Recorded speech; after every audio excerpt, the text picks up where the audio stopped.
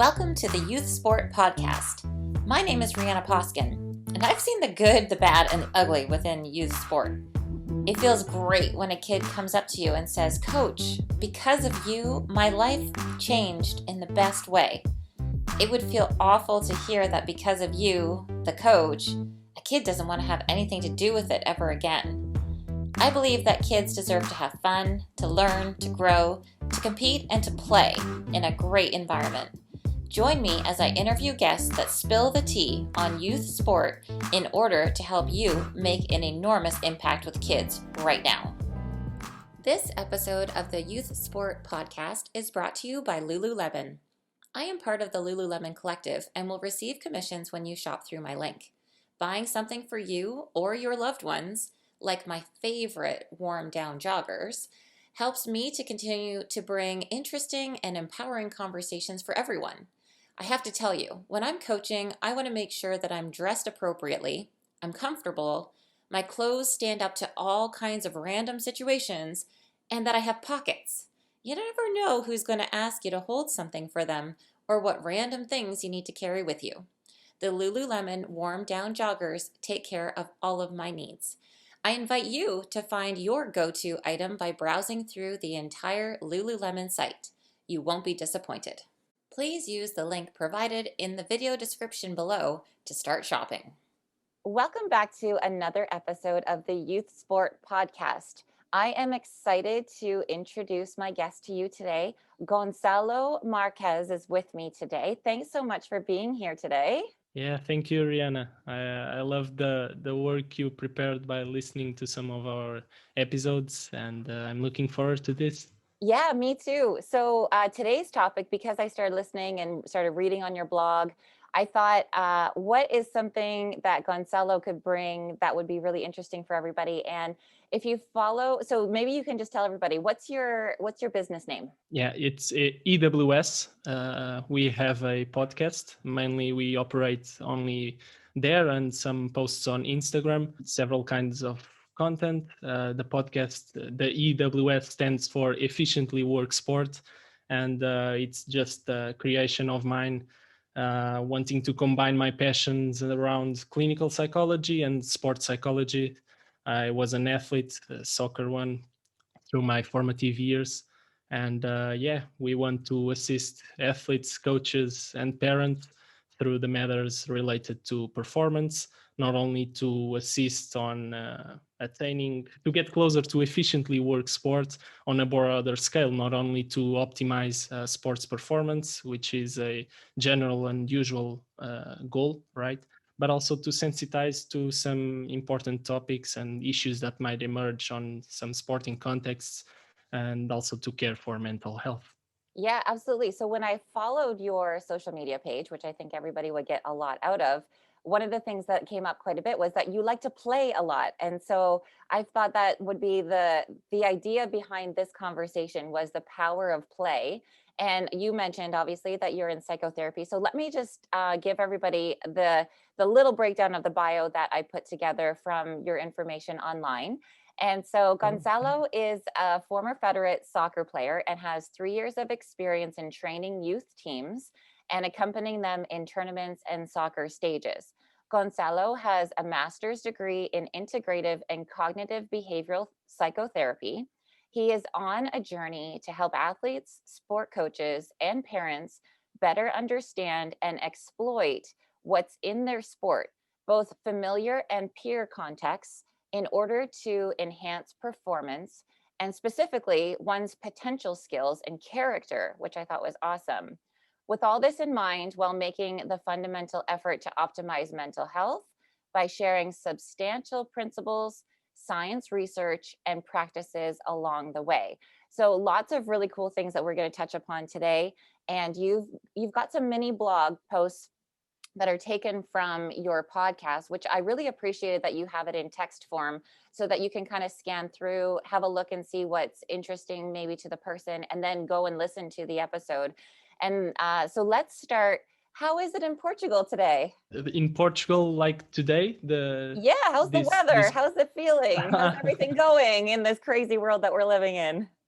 Yeah, it's kind of troubling times. So we are now getting off the confinement. I don't know if that's the correct word in English, where Oh, people was always at home, right? And we yes, were more limited by working, by leisure times, right? And now yes. we are allowed to get more walks and on the beach and all of that stuff. Yeah. Yeah, well, we in Ontario were just put in lockdown again, so that's what we're calling it, lockdown. And Yeah. unfortunately, I just read that Japan was basically saying, if you're not, don't go to Ontario, is what Japan is saying. So it's not even just saying don't go to Canada; it's saying specifically don't go to my province. And so that's why back in lockdown again. So it's crazy. So having Mm. conversations with amazing people around the world and trying to lighten people's days when we are all dealing with different things is pretty amazing to do.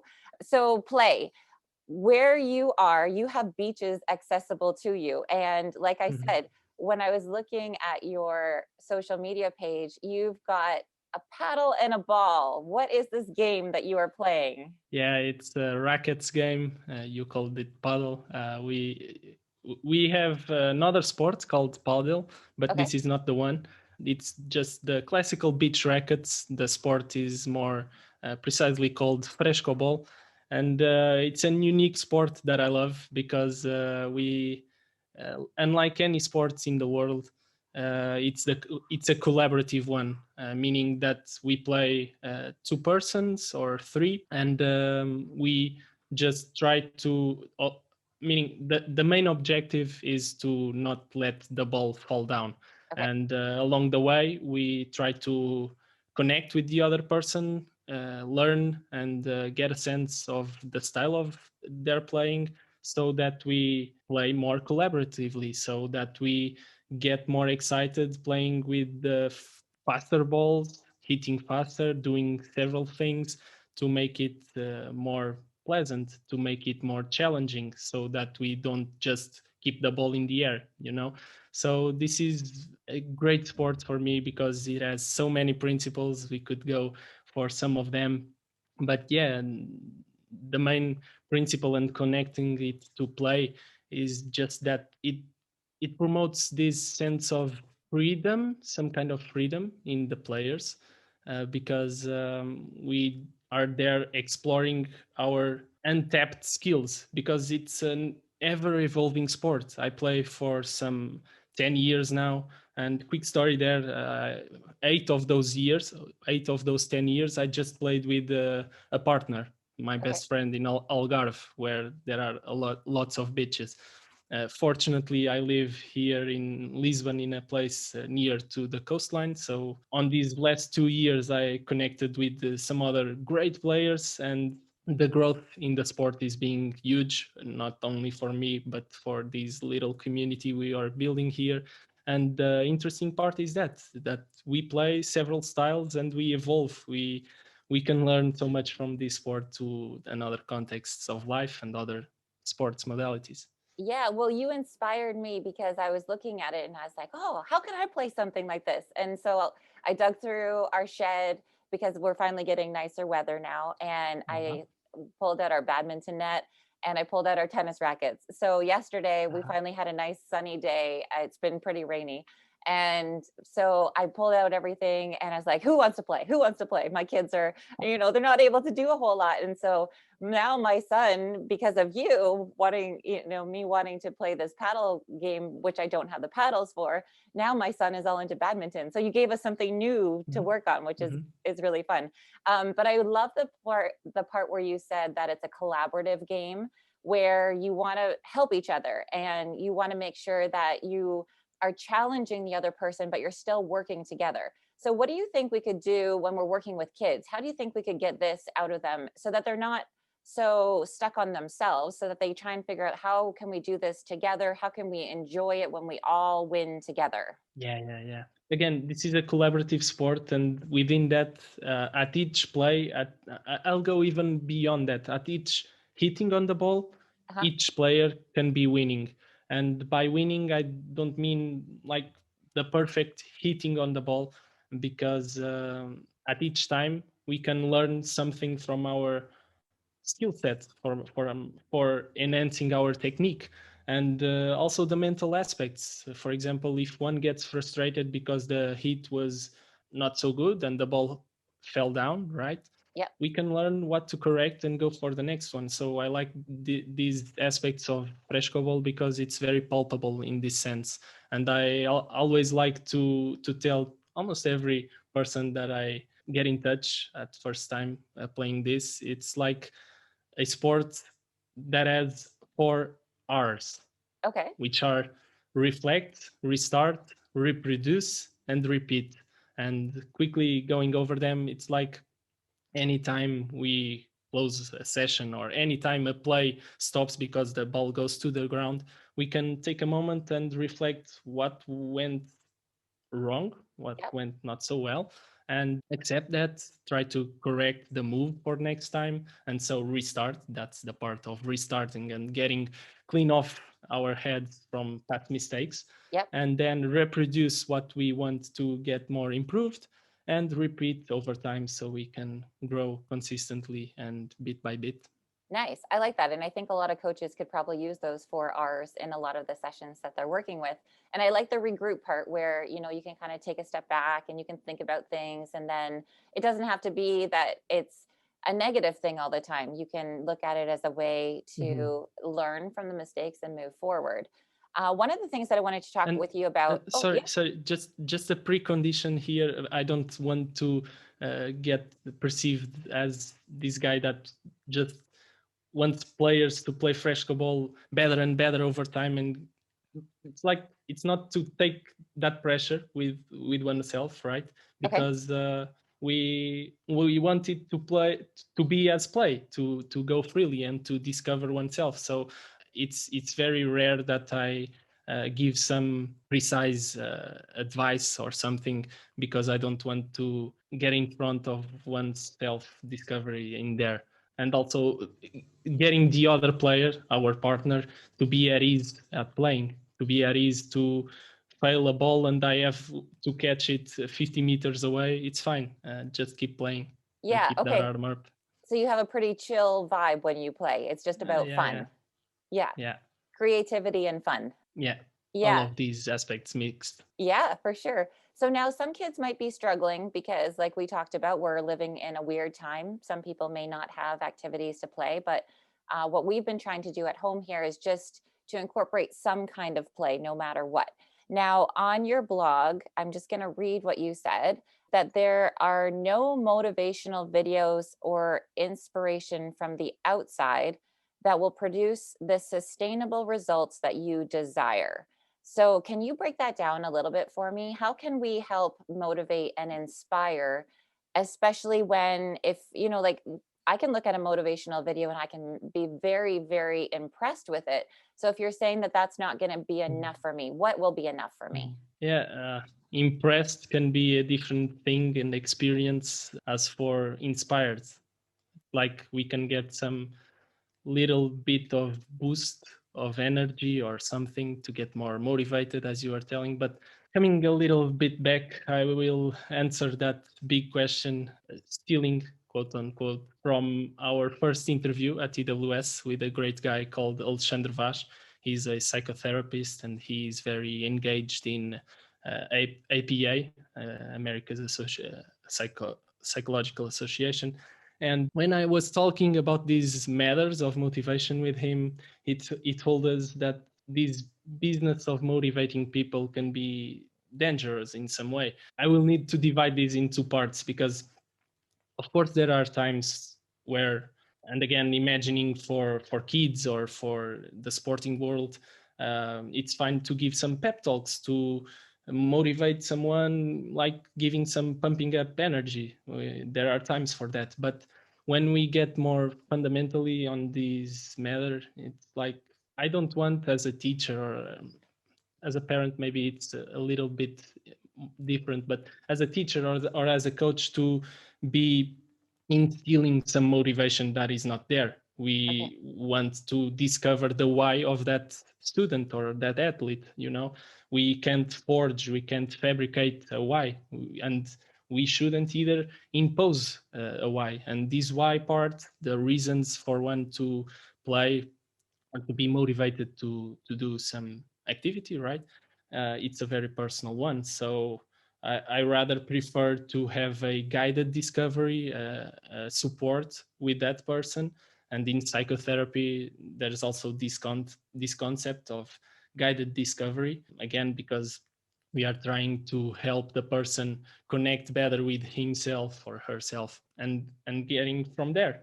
It's like, okay, we may find an issue that for things to work better, in some sense, the person could be, should be, whatever, more motivated, right? And I guess it's like you were coming from with that question. Yeah. Yeah. Just to say that a simple question that often arises when one person wants to go from place A to place B, it's like, where are you right now? The first question should be that, what's your current skill capacity?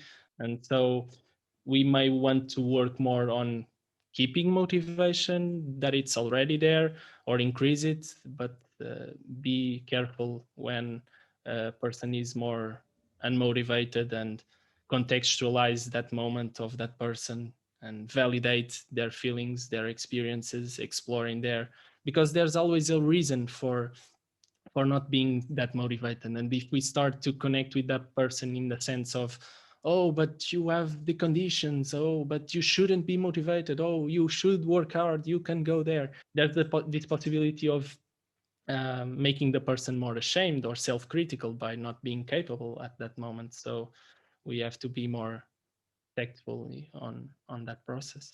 Yeah. So you're saying, where are you now? So let's say a kid is at home, they're not seeing their friends, they're, just kind of bummed out about everything. So we need to respect where they are at that moment, is basically what you're saying, before we can even try and get them to where we might think we want them to Uh-huh. be. Uh-huh. Yeah, because that last piece where we want them to be, uh, we can argue again, just not imposing where we want them to be, but it can be a good intention. It can serve their best interests and values, and so on and so forth. But again, as like in psychotherapy, or I guess any good intervention in sports, again, and extending for parenting, for example, now, yeah, I guess before we try to motivate, or try to getting them out of that bummer, that phase of not being able to connect with friends and play outside and go to school, which is a bummer. Yeah, we need to validate first, and then maybe introduce some ideas of what they can take the most out of these harsh times. Yeah, for sure. Do you have any advice on how that process might go? Just little steps that you could do to try and help someone. So, what would you be saying would be an Yeah. appropriate way to instill the inner desire to be motivated or inspired? So can we go with that example of a kid that is frustrated and annoyed by not being able to play with friends outside? Can we Absolutely. go for that? Yeah. Yes. So you asked for more inappropriate ways, right?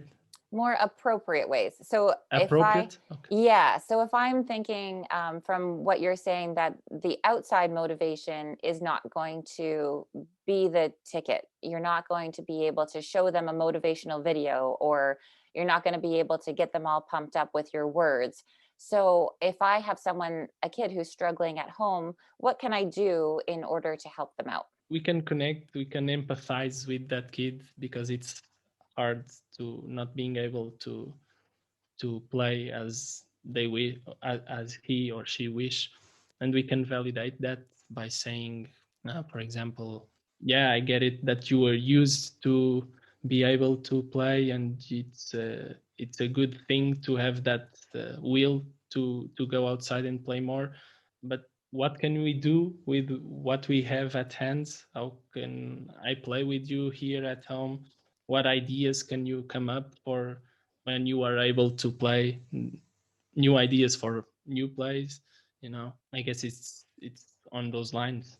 I think Tell it's me very simple your what you're feedback. saying. You're just basically asking the kid questions, and you're not telling them what to do. You're really trying to see, like, what could we do in this situation? And maybe they have some great ideas, and it might be something that you didn't even think about. And then all of a sudden they'll tell you what is on their mind, and you can just kind of roll with that from there. So I think that's pretty simple. And I think a lot of times it's just connecting and having a conversation to see where that child might be. Yeah. Yeah. Yeah. Okay, awesome. You speak a lot about love and compassion and empathy, and I love that.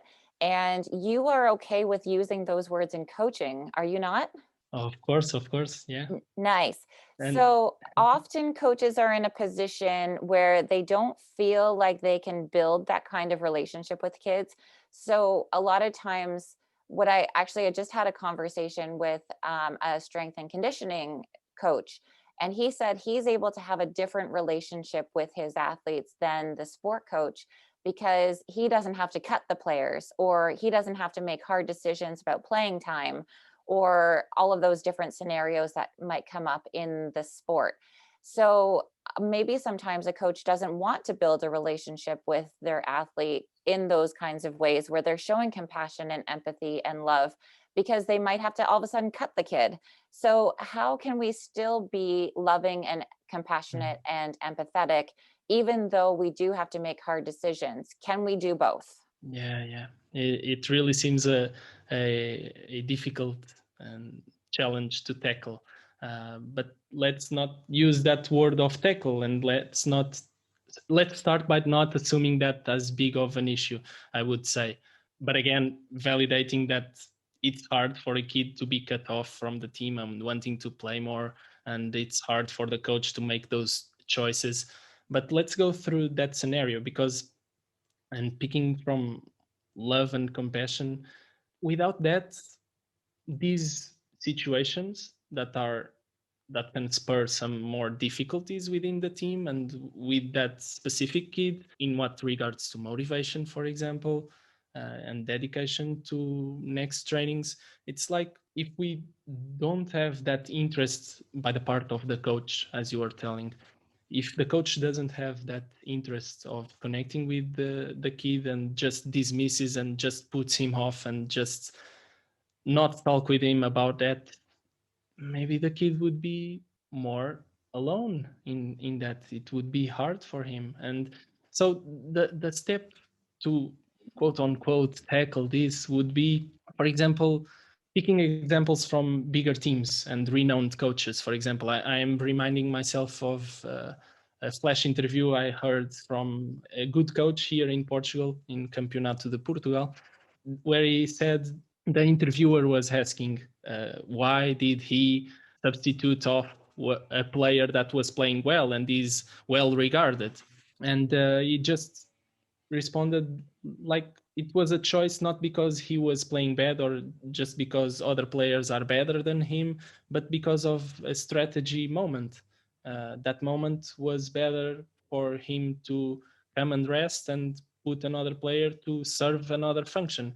And so I use this example for showing, for being more open with that in more youth teams. It's like the kid needs to find his role for a bigger purpose in the team, not only for him to play. His main goal, it's working for that place of having the coach and the kid and the whole team to understand that they are part of the team, they have their important roles, and to have a longer term perspective. So if I didn't play today, okay, it may be a bummer. I wanted to play, I want to evolve, but I have another ways to evolve. I can have another weeks in training where I can dedicate myself and prove my value and be of service to the team. So again, it's not to dismiss, it's not to react if a player makes a, I'm missing the word, it's like crying off because I'm not playing. Yes. Instead of dismissing or reacting, the coach should be validating their experience and reinforcing these aspects I was telling, and much probably many others that can be appropriate and I'm missing here.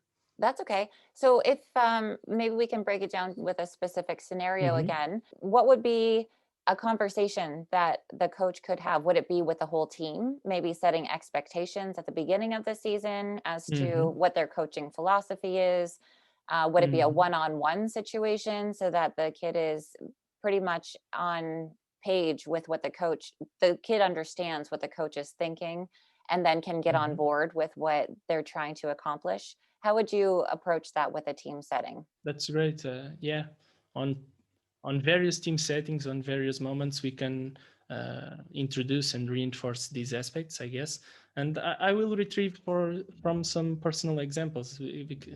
Sure. I played soccer. I coached for some years, a youth team, and I'm recalling from two coaches. I will give two short examples Sure. that serve this purpose, I guess. And the first was when I was like 13, 14 years old. We had a coach that several times he told us, like before a match or on the halftime, that if one is tired, if one is not corresponding so well to the match, it's fine. We have another players that can be of similar and good service to the team. And so use the word that is considered bad in Portuguese, but we hadn't a problem with that. He was saying that if I switch off Gonçalo from playing and put Bernardo, for me and for us all should be the bull, the the bull. Okay. It's just the name that changes. The bull Okay. will do the same work. Yes. So that's one example, making that, normalizing that aspect, and providing this mindset more on the collective side than on the individual side. And then we had another coach that instilled us three important values as a team, as a whole, and for all the moments during competition, which was humility, ambition, and union. And I love this because from the first time he told us that, it inspired me to ground myself. It was like being humble, not dismissing or denigrating the opponents, but at the same time being so fiercely motivated and trying to achieve the win. That ambition part and the union part, like calming down an ego and working for the team, for putting the strategy in play and getting closer to the win. Nice. I don't think the word humility is brought up all that much in sports. So the three things that you addressed were humility, ambition, and union. And one of the things that I had read that you love ways that open humility and curiosity. And I think that is pretty cool that we can tap into humility and curiosity in sport. So what do you think we could do in order to do that with kids? Yeah, first of all, I guess it's important to create this environment where learning and union can be solidified and be a precondition in whatever one does. And to instill more of that, or to encourage, as you were saying, I guess first of all it's to let them know that they will fail, so to normalize this process, because failure can be good. We can go on a big ramble again around this concept, but yeah, to promote curiosity and humility. I would say I am also retrieving from, for example, for a parent or for a coach, weekly or even on a daily basis, instead of asking for something that went well, and that could be a good question to promote confidence and reinforce good behaviors and all of that, but to ask, what was one hard challenge you had today or during this week? And this will, I guess, will promote curiosity on looking to our mistakes and humble ourselves, and again to normalize that process and to find ways to work better next time. Yeah. You mentioned the But word. first, it's this emotional aspect of being at ease and accepting that this is part of the process, and from there we are more free to experiment more and to not retract ourselves, because that would be a bummer, to be cutting off on one's potential. Yeah, no kidding. The failure part I thought was really interesting. And you've talked about confronting challenges courageously and intelligently. And so I think you just recognizing and talking about how failure is just a part of what we're going to go through. It's almost like you're going to give someone a heads up ahead of time. So then those challenges can be confronted courageously, which is incredible. Can you talk about that a little bit? Yeah. That's very good. And also, Fresco came to mind again to me because Awesome. I often say, through that purpose, that it's preferable to a player, on the majority of the circumstances, it's preferable to fail in excess than to fail in, I'm missing the word, but by not enough, you know? Right. Hmm. It's preferable to fail in excess because then we can discover what's going wrong, right? We are confronting the challenging moments of that activities courageously because we are finding ways that hitting, whatever metaphorically this hitting may be, is not working. So we can explore that, and picking from that intelligent process would be to discover on this. And I also love a concept that I'm getting across more and more, not only by producing more episodes for EWS, but from hearing from another professionals and former athletes. That is that this whole process of working with an athlete, in this case of sports, it's more a matter of subtracting than adding skills. Okay. So we are talking about challenges. We know that challenges can promote one's growth because we are extending our skill sets and our capabilities. And for that, we need to go to discomfort to again be at ease, accept those uncomfortable moments, and get oneself on a zone of proximal development.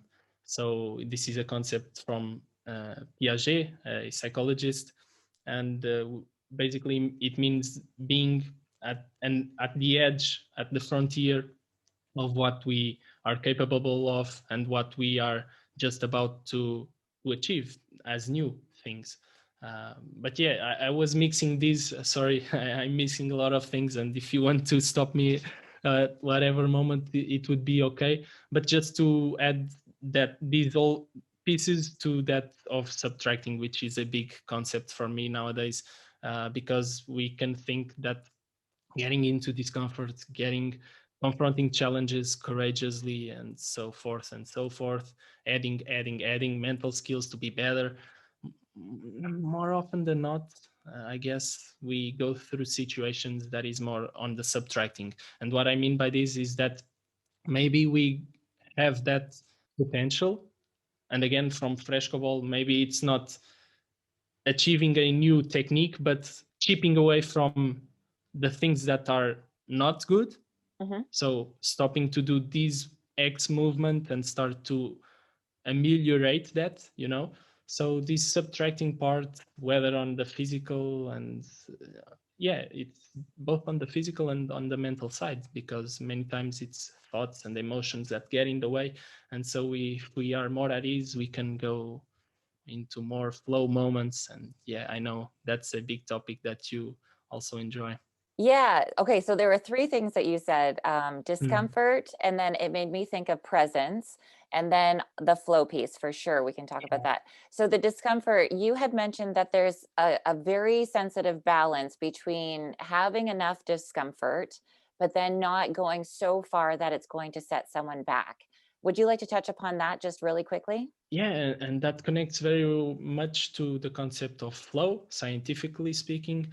And my motto for starting a series from EWS podcasts, which is quick bio, quick bring it on. And Yeah. Yeah. Yeah. with bring it on, I started to think about efficiently work discomfort, to be tackling, courageously approaching challenges that make us uncomfortable, so there we can grow. But as you were saying, if it is too much discomfort, one gets, let's say, demoralized because as the flow concept says, if the level of challenge is too much higher than our level of capability, it pretty much rises an anxiety, and from there we cannot perform optimally. So we have to have this balance of, on one hand, accepting that discomfort bring us challenges that are needed for us to grow, but if it is too much, it would be hard for a person to grab the pieces of learning because it's too much. I can't handle that. So being also with some sense of comfort in that process is key to be prepared. Yeah. Right. And then you were just talking about the emotions that can get in the way. So you had a really cool idea about recognizing when there were negative emotions and then being able to be present, even though those things might be happening, but being able to deal with those in real time in order to be able to perform. Did you want to talk about that at all? Yeah, there's so much in that, and it's such a delicate topic, especially in sports. Again, because many times in sports, one gets the sense that negative emotions will be detrimental to a optimal performance, and of course, more often than not, if not addressed well, they will impair performance.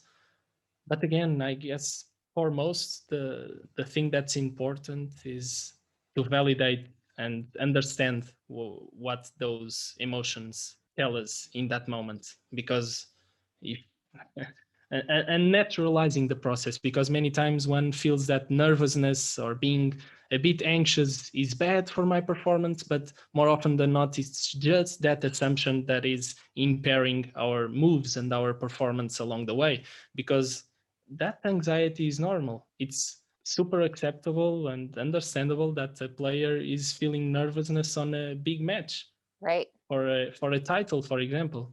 Yeah. If it just means that one cares, you know. Right. If he was super neutral about that, something might could be wrong there, right? Right. So managing that, it could be lots of conversations there, but to manage that, I guess it goes for these two things. On one hand, to explore and understand and accept those emotions, to focus at what we have at hand to perform anyway, and from there, just a quick reference for a quote from a big psychologist, precursor of sports psychology in America, Ken Revisa, that said, poking at athletes, he would often ask, "Are you that bad of an athlete that you could only perform well if you feel good?" So yeah, many times we will not have the perfect conditions to perform optimally, but we have to be able and be prepared to be at 100% if we are at 60% of our capabilities on one given day. So it's a lot in there. Yeah, I wrote down something from Ken Ravisa, and it was talking about having good shitty days. Is that what you're talking about? Yeah, yeah, Yeah. I guess so. It touches a lot on that. And he was very known for being a person that revolutionized a bit the sports psych world by not approaching athletes on the sense of optimizing and be their best versions all the time, but on adapting on these difficult circumstances and to do and helping them on finding ways to do their best with what they have at hand at a given moment. So have good shitty days. Yeah, there you go. So being okay that knowing that there's going to be shitty days and then knowing that they don't have to be changed around right away, but that you can be within them and still take something from it. Is that kind of the concept? Sure, certainly enough. And I guess that would be a big point, because many times if one has a shitty day, whether in sports or something else, the most automatic thing is just to be on a negative state, like blaming or like assuming that it was no good, so I don't have anything to learn. This is just to forget. But okay, maybe again, talking about sports practice, maybe there was not something that good, technically speaking, that was produced that day, but maybe we can learn from how we manage that moment, because it was a challenge, psychologically speaking and maybe physically speaking, on our efforts. So if we are able to better manage those harsh times, maybe we will get better prepared on future pivotal moments, you know. Yeah, good point you made there. Yeah, no, To be attuned to retrieve from good things even on shitty days. yeah, and I like to do that in a regular day, where if somebody's having something that's going on, it's like, okay, what, I know it's not great. I know it's not where you want to be right now, but what can we learn from it? And so I think that that one piece is, if we can try and get something out of it and take that experience and grow from it, then we're going to be better off in the future. And again, a key aspect here is on validating, because we don't want to be falsely optimize how do I say this, sorry, we don't Optimistic? want to be, yeah, we don't want to be on a false optimism, right? Because the day was might be still considered bad in our pleasant experience that was not there. But yeah, validating that moment, it was hard, but still, let's use some flexibility on these mental muscles to get attuned and find what can be learned from there, Yeah. even though we are not super optimistic around it. Yeah, absolutely. I want to go back to what you said. Maybe the listener might have missed it. You said your bio, your bring it on. So BIO. And I Mhm. love this because what you've written is that it's when one is excited with some invitation or is facing something pleasant. And so I think when a kid goes into the sport arena, they are looking, they're invited in, you know, like there's this opportunity for some kind of excitement around what's going to happen. It's completely unpredictable. You have no idea what's going to happen. And I think it's just a really cool thing where a kid can look at this and be like, bring it on, you know, like Uh-huh. I totally want this to happen right now. And then when we go back to that presence piece, they're not thinking about anything else. They're not thinking about, you know, the argument that they had with their mom in the car, or their annoying sibling that was doing something to them. They're just thinking like, Mhm. this is where I am and I'm super pumped to be here. So can you talk about this a little bit? Can you tell me about your bio? Sure. First, Rihanna, that would be a great promo to the series, because I think you nailed the thing that was in my mind before starting it, because that's the tweak we want in the perception of the bring it on. I love the way you put it. I guess it will touch on some things that we have already talked about, but let's say, yeah, if it's a drill or a proposal of a new play or an activity that the kid at first sight is not very much motivated to it, right? Yeah. I guess I guess first of all, we shouldn't force that much, but this is very dependent on the context. I guess if the bring it on style is well enough instilled, I guess they will be more prompt to try it off. But also try to remind the reasons behind the drill, the activity, the play, because with that it might give some power and some push, a good push to the kid to do that and explore, and maybe on the end of it he will love it and not think about the things he was restrained about beforehand, right? Yeah, yeah. So I think a lot of times, especially, well, let's talk about like what's happening currently. We've got kids that are isolated to their teams. They can't even play against other teams depending on where they're living. Yeah. And so that excitement and that invitation of competition is completely different, because I think sometimes we get that where we're about to play a game and we're playing against a rival team and we're super excited to see if we can beat them this time if they got us last time. But now we've got kids who might be just practicing and they're just playing against their teammates because they're not allowed to travel anywhere. So within that inter team competition, we can somehow still instill this idea of finding excitement with each other and still finding this idea of competition where it's fun. And so I love what you're talking about, where it's like, how can we create this? And so I think what you're talking about here is going to give people ideas about what we talked about right at the beginning. What is that inner motivation? What is that inner inspiration? And if we can tap into that, and if you can see the reaction of a kid who is really, really into it, I think that would be a fantastic scenario in just even a small practice session. Or even if the impact is small, I guess it would be optimal to leave that impact. But it's very hard given the times going. I know from Portugal. I also have the knowledge that youngsters are not able to compete in whatever sport, and that's really a bummer. So I can't brighten this that much better than you did on that preamble there. So Yeah. just to try to keep working. It will be hard to find that special peak energy from having that weekend game or match or whatever to give that energy to the players. But yet, just trying to keep providing and reinforcing the bigger picture, what they are working for. It's not just the matches, the competition, to have success in and win the trophies, but also to form themselves, not only technically because they want to be better athletes, so they can still keep working on that, even though without the matches it will be a slower process, unfortunately.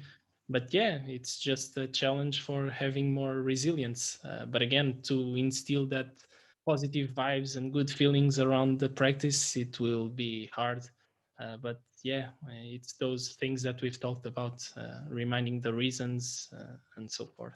Yeah, and you talked about finding where that person is in that moment as well. So recognizing that we are all in this scenario that we've never been in before. And so we have to figure out, this scenario isn't the same. We can't compare it to what we maybe did 2 years ago because it's not the same. And so I think if we pretended to act in the same kind of a way where we were gearing up for that game on the weekend, or we had playoffs in mind, well, that doesn't exist anymore. So what does exist? So let's go with where we are right now and come up with the best scenario that we can to create the environment where the kids can learn in a way that they can still be excited about it. Yeah, very good, very well put. I don't have anything to add there. Okay, I would like to go more into the Ken Ravizza article that you had summarized. Can we go over 3 more things that you had talked about there? Sure. Okay, I so love it. not That was person. a special episode, by the way. So yeah, thank you. Yeah, I really liked it. You did a great job. So maybe you can just talk about Ken. He passed away from a heart attack quite young, but he had a lot of knowledge and a lot of impact on the psychotherapy world. Is that right? Yeah. On the psychotherapy, I'm not so sure, Oh, okay. Sorry. because he specialized in sports psych, and Okay. those are two different areas. Okay. So yeah, I'm glad you Um, corrected me there. One of mhm. the things that you had addressed was not personalizing performance. Can you talk about that a little bit? Yeah. Where can we start there? Again, retrieving from Fresco, I guess it's a fresher image that are with us and our listeners today. Sure. Um, for example, not personalizing performance would be in Fresco to miss 1, 2, 3 shots in a row in a given specific place of the ball. So the person could start to think that he or she would not be able to play that sport. It's not within them the technique to successfully play with me or whatever. And that's personalizing. That's coming from a more fixed mindset, instead of a growth mindset. And that's also a big topic for EWS and for sports psych. And what Ken, I guess, was telling with this was also related to a big concept from also another renowned psychologist, which I'm with a blank. I'm not remembering his name, but he was president of APA and a good scientist on the positive psychology world. I will tell you afterwards. But Yeah, sure. anyway, he came up with these three concepts of the three P's: personalization, pervasiveness, and another one. But just to pick for this personalization, it was these inflexible, sticky thing in one's mind, where the person just thinks that he doesn't have what's needed to go around and successfully attain something in a given skill, in a given activity. And we now know that one can train and get some improvement if one trains well, if one insists. So if one personalizes, one gets more anxious and more detrimental emotions and thoughts on that process, which make us get astray from what's important in that moment to play well, to play increasingly well, and not have that big of an expectation from oneself. So if one is playing, again, retrieving from the play aspect, the key one for today, just be there and discover, play. Fail is a normal thing to any human being. So Nice. you will get better if you insist well, Nice. I like that. Okay, the second one or is, not. If one can find that that it's not a thing that one likes and is not capable after insisting very very much, so one can get to another activity. yeah, Mhm. absolutely. I think that's great. If you're trying to figure out what you're actually into and you're forcing it, then that's not going to be very good either. And Okay, again, another thing, sorry, I think you will like this. Another concept, sure. retrieving from John Richard Shorter on an interview he gave for EWS. He talked about safe uncertainty, and this is a concept from another author. I'm sorry for not being able to tell the name again, That's but okay. safe uncertainty, I guess it serves very well this thing for not personalizing performance, because in a safe uncertainty environment, one will be at ease again to fail, to securely play and be fine with what he's producing, what the level of performance is at a given moment. So we can have a unconditional positive regard for ourselves in that moment. Nice. The second one that I was going to talk about, which we actually already talked a little bit about, is getting comfortable with being uncomfortable. So we don't have to go into that too much, but I liked that idea from Ken as well. And then the last one that I wanted to talk with you about is feeling good is overrated. And so could you tell me a little bit about that? What does that mean? Feeling good is overrated. Yeah, sure. We can mix those two, and I will try to go quicker in those. Feeling good is overrated is where that quote that I've said before enters. Do you really need to feel good to play well? That poking of that can lead to athletes. Yeah. So this just because it went from a time, and I guess nowadays in many places where one expects that one's performance will be the best if one feels good. So we work very much to for one to feel good, to feel super confident, and with that we may be dismissing or making a second place option to work on the controllables, which is a big one also on sports psych, to focus on what one can do at a given moment, and not being so much attached and focus on what one can have control over, which would be the feeling good part, because sometimes again one may feel more anxious, one may not feel that at his peak, physically and mentally speaking. So one must try his best to work with what he has. Sorry, and the getting comfortable with being uncomfortable. It's a more complicated one. I'm sorry, I can't go quick on this, It's okay. but just to give a deeper tweak on this, because Sure. I guess everybody already heard this concept of being comfortable with being uncomfortable. Uh-huh. But I guess that I know I talked about that in that episode. It was several months ago, and I got an actualization on that. And this could spur up a debate for sure.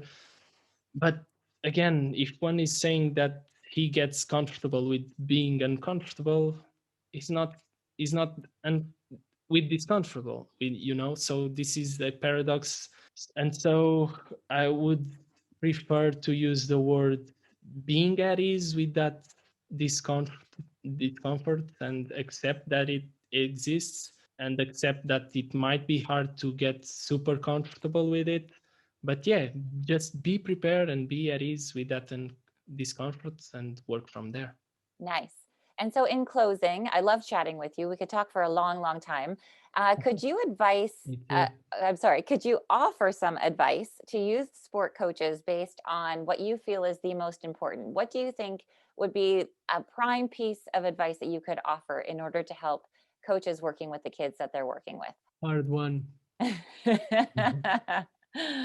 I'm empathizing now with my guests at EWS, where I pose a big question like that at the end, Yes. which is the number one ingredient for efficiently work one sports practice, Yes. and a prime advice for coaches. So that's heavy, the responsibility. And yeah, but I don't want to be perceived as this guy that is advising and being with this responsibility to help coaches be better coaches, although it would be a great goal That's to that's be showing achieved anyway. your humility. That's lovely. Yeah. Okay, so let's turn it But into the final thing, because if this whole conversation is about play, let's talk about how could coaches inspire kids to just be more playful. Is that easier to answer? good. Yeah, good. Okay. Yeah. Again, I guess it all comes down to nurture these so I will not answer with a specific behavior or something, a specific advice, but it all comes down to nurturing and composing this environment where love and compassion and curiosity and respect is given from a coach to his pupils. So from there, I guess the youngsters will consistently find this that you are asking for. So anything that spurs from this groundwork of having love, compassion, respect, and curiosity, I guess the kids will be at ease to perform, to fail, to discover, to experiment, to not feel the burden or the pressure to perform at their best all the time. And yeah, I would wrap up with that. Just have fun playing. That was a big thing that was also transmitted to me in my growth in playing soccer. Just keep playing with fun. That's the main purpose. And the rest will be as a byproduct. So that's it. I think that was a fantastic answer. I love that. I think I'm going to put that in quotations and I'm going to post that because I think many people would love to hear that. So we will wrap up there. Thank you so much for joining me. It's been really, really lovely speaking with you. And there were some things that we didn't get to. So if anybody would like to find Goncalo and where you can learn more from him, please check out EWS. I'll link everything for you on my page and share that as well, because there's a few concepts that we didn't get to, and I think they're very helpful. So you're giving out a lot of information and you're doing some great things. So thanks so much for being here with me today. Yeah, thank you. And thank you for your interest again. Yeah. Best wishes for the Youth Sport podcast, because you bring up so many good stories also. And I would love to keep hearing those. Well, thank you. And to you as well. So continue the work that you're doing as well. So that's it from us today. Thank you, everybody, for joining us. And we'll see you on the next episode. Take care.